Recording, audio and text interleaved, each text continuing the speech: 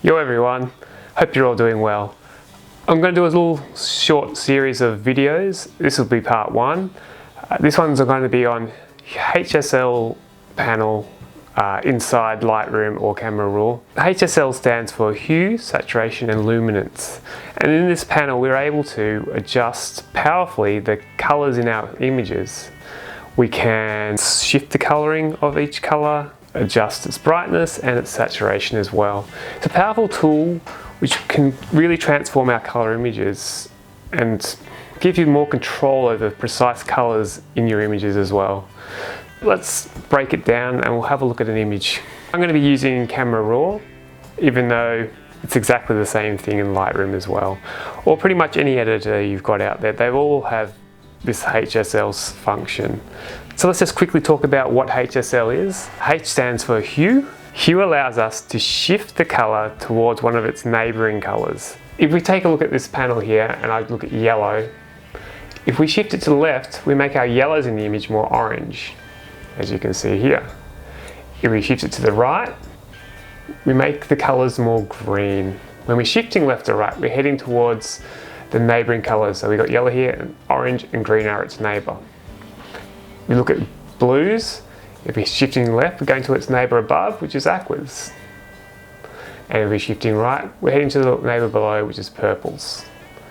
And this goes for all the different channels here. Saturation is just like saturation in when we normally globally editing. We're just enhancing the colors in an image or decreasing the colors in an image. But here we can selectively control which colors we are saturating or desaturating. If we have a look, I can pump in a whole lot of blue if I wanted to, or take that blue away. We have a lot of power that way. Finally, luminance. Luminance allows us to control the brightness of those colors. So we could, in our example here, we could darken our blues in the image, or we could even lighten them. And as you can see, by using all three, hue, saturation and luminance, we can really have some powerful control over the colors within our images. So why don't we just process a few images now, we can have a look. So we already have this image open, so we might as well continue with this one. You can see that the greens in these bushes here are a little bit yellow. If we pull this to the side, we can see that we are now making our greens a little greener, and we've used the yellow as well.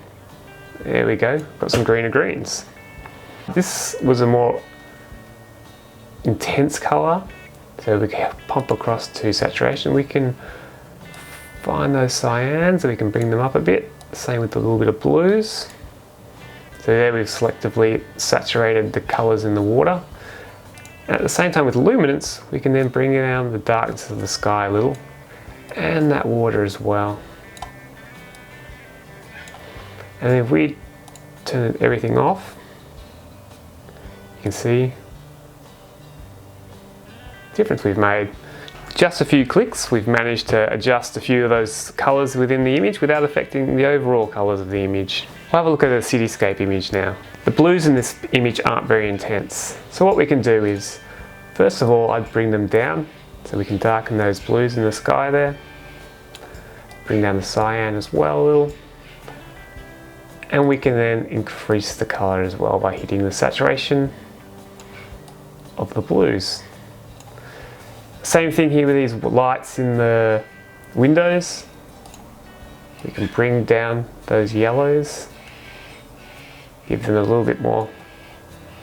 And they're looking a little bit yellow, so we can make them a little bit more orange. So before, dull windows, dull sky. After, brought some detail back into those windows and also darkened our sky. You could also try around those reds in the foreground there. We could bring the exposure on them down a bit, luminance, pump up a bit of color in them as well. Maybe have a look at go the other way. There we go, they're a bit more intense. This technique of using HSL is great for city landscapes like this. You can really affect the city lights. Sometimes they're a bit too yellow, or you can darken this off a blue sky. Finally, I'll show you another technique for adjusting the sliders, which doesn't involve having to sit there and click each of those little tiny triangles underneath the colours and knowing which colour is associated with which colour in the image, because sometimes greens overlap with yellow and so forth.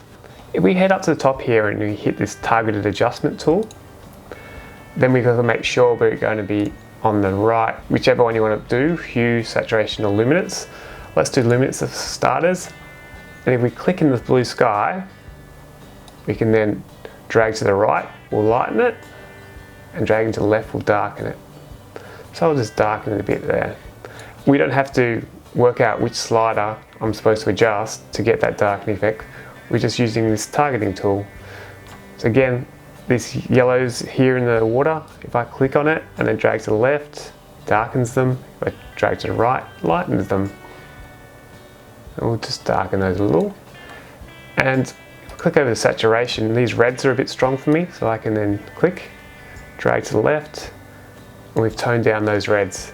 Same thing with the luminance. I can click and drag to the left and just darken them off a bit. As you can see, that's probably an easier way to go about it. Same thing with this green here. It's a bit too green for me, so if I click on that and we drag, we can go that way and we make it more yellow instead of green. It doesn't look so that fluorescence colour. And then we can go back and then we can continue just processing our image, lighten it a bit, and bring back some highlights, bit of clarity, bit of colour overall, and we've got a beautiful image. So that's it for part 1 of our hue, saturation and luminance. There will be a part 2 video. In that one we're going to talk about how we can use those same panel but to create black and white images. So thank you very much and see you in part 2.